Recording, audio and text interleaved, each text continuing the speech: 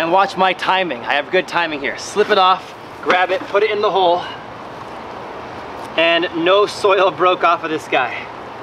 Hey everybody, it's Jake Mace, the vegan athlete, and if you guys click on the screen right here, you're gonna get a YouTube video that was part 1 of a planting we did of just a hole. Seamus O'Leary and I planted a hole.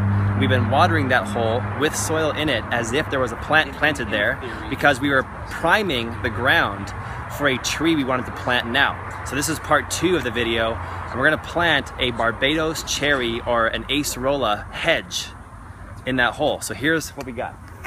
We got the Barbados cherry here. I'm over here at Seamus O'Leary's right now, and it says Barbados cherry, aka acerola, West Indies, Central America origin, damage temps in the high 20s, and I found that over the winter time, this last winter, it got into the high 20s for at least a week at my house in Tempe, and just the top layer of leaves got a little frost damage. The rest of the tree was absolutely fine, and now my Barbados cherry that used to be this size is now like an 85-gallon size. It has grown exponentially. It's got cherries all over them. So we're gonna grab 3 of these guys. I'm gonna cut right now and go back to Longevity Gardens, my urban farm in Tempe, put them in the ground and show you exactly how we're gonna water them, how we're gonna soil them, how we're gonna mulch them, how we're gonna plant them. Without further ado, let's go right over to Tempe right now. All right, we're back here in Tempe at Longevity Gardens, my backyard garden. I'm here with Venus. Come here, Venus. Come here. Come here, Venus. My awesome kettle dog, Venus. She's my hiking champion. And she's gonna help me plant these 3 Barbados cherries. I just came back from Seamus O'Leary's. I got the ultimate hookup. I got some of the healthiest trees and plants in town, but also at Seamus's place, I got some of the Worm Gold Plus worm castings that he sells there.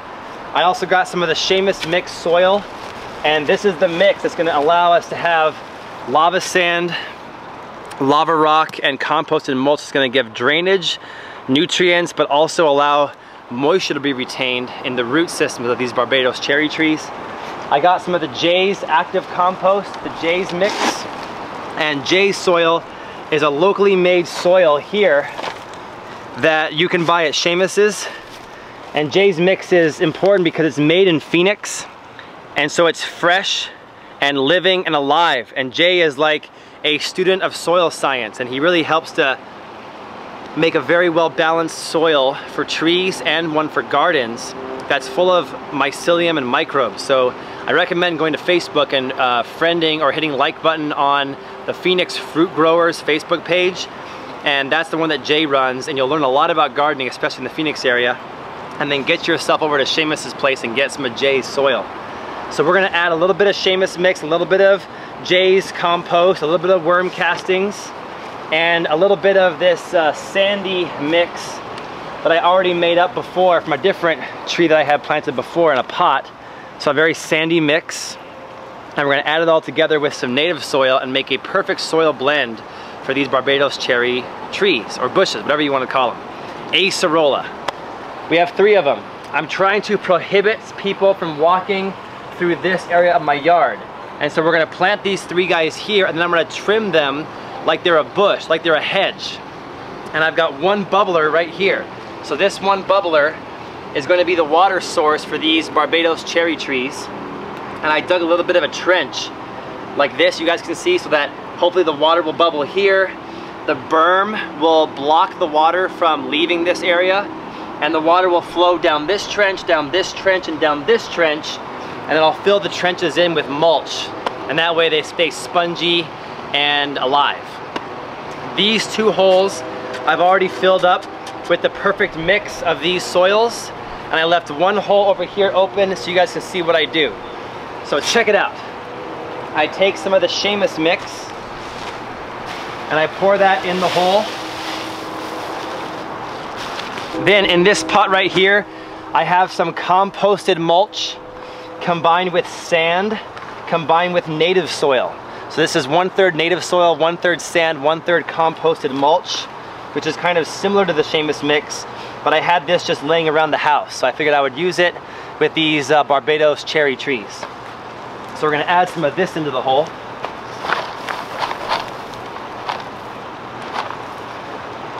Then I want to grab Jay's compost, Jay's soil, which is bioactive and really healthy. And look how black that is, how broken down it is. So good. And that's gonna be the food and the nutrients for this hole. Then I'm gonna add some of the Jake Mace sandy mix that I had in a potted plant on the other side of the yard. And then I'm gonna add a couple of handfuls of worm castings. And the worm castings, of course, look like this. They look like coffee grounds, and that's basically gold for gardeners. If you raise worms and do a worm tower or some kind of vermiculture at your house, it's one of the best things you can do for your garden. And in the comments below this video, I don't want to hear anybody talking about how much I'm sweating in videos. It's 110 degrees in the Phoenix area, and I'm gardening outside. So when it gets to be winter time, I'll tell you what, the sweating will stop. But for now, there will be sweating, all right? So the worm castings are now in the hole, and we're gonna mix all this up together. And we're making kind of a stew, like a stir fry of soil. And now I am a student of soil science. I'm not as good as Jay though, he's the man. So now, my goal is to put enough soil in these holes so that when I put a Barbados cherry tree in the hole, the crown, which is the top here of the plant, the top part is called the crown, that I'm not gonna bury that. I don't wanna suffocate those roots. So how does that look? That looks pretty good to me. And when that's in the hole, then I will put mulch on top of the crown, but no soil. So what I'm gonna do here is I'm gonna take the Barbados cherry out of the pot. These are just 3 gallons I got at Seamus's place. Seamus also had larger sizes. And if you want fruit a little quicker, you can get one of the larger sizes. But I just got one of these 3 gallons. And I'm gonna kind of very carefully, I hold at the base of the trunk and watch my timing. I have good timing here. Slip it off, grab it, put it in the hole, and no soil broke off of this guy. And sometimes you're like 1 or 2 inches too high or too low. So I just pile the soil up, and then now I have a good height right here. And since I'm making a hedge, I want to make a walkway here. I turn this guy like this. So now he's long ways like that, and then I'm gonna prune and trim him to be a blocked hedge. I'm gonna finish one of these guys, and then I'll just give you guys a final cut of the finished product. So take some of the sandy mix with native soil in it, some of the worm castings, some of the Jay's active mix, some of the Seamus mix,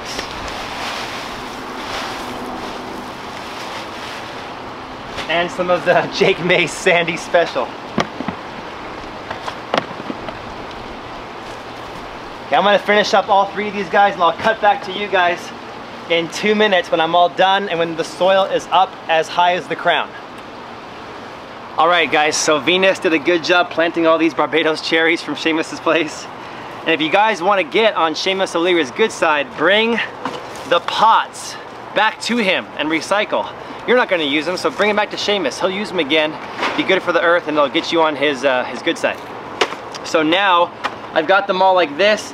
I put a little bit of soil on the crown, so at the end what I do is I go around and I brush the soil off the crown, and see how now I've exposed those roots. So that way I'm not burrowing the feeder roots, and they're exposed, and I only cover the feeder roots up with mulch.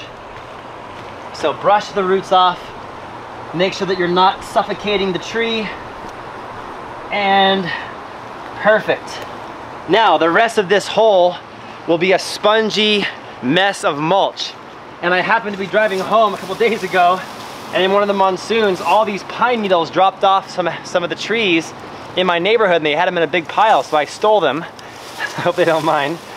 I put them in my car, and pine needles are gold as far as mulch goes for a Phoenix grower, because pine needles turn very acidic. And since our soil is very alkaline, the acidity of the pine needles will help to break down the alkalinity of our native soil. So I'm gonna spread these pine needles out. So now I have the pine needles spread. You guys can see it's all full of pine needles. That's my base of mulch. Now I'm gonna add some mesquite leaves and wood chips on top of the pine needles. And that's my second layer of mulch. So I'm gonna cover this uniformly with the second layer of mulch, and this is all wood chips and mesquite leaves from my now broken mesquite tree from last week. And so now that I've spread all this mulch all over the place, then I'm going to do one more thing at the end, which is going to be to grab my bag of Azomite. And you guys can get the Azomite as well as other gardening stuff from jakemace.com. And I sprinkle the Azomite all around the root balls of these trees on top of the mulch. And then my last step, of course, it's getting dark, I can't show you, but the last step is going to be to water this stuff right away. Because these Barbados cherry trees did not get watered today because we were planting them today. So we wanted them to be a little dry, not too dry, just a little dry, so that when they're in the hole and I water them now, the roots will absorb all those nutrients, worm castings, azomite, microbial rich soil, and everything we put in there. So the roots will be happy. I've got a nice Barbados cherry hedge, and we are making an edible landscape together. Thanks so much for Jay's Compost, as well as to Seamus O'Leary for getting such amazing edible trees that work in the Phoenix area, and for carrying things like the worm castings. Those Worm Gold Plus worm castings are literally gold, and they're so hard to find now. So thanks for Seamus for carrying those. Go vegan, guys. Grow your food at home. I can't wait to see your guys' updates on your edible landscapes. Make sure if you guys grow something cool, tag me on Facebook so I can check it out. And I will see you guys back here next time.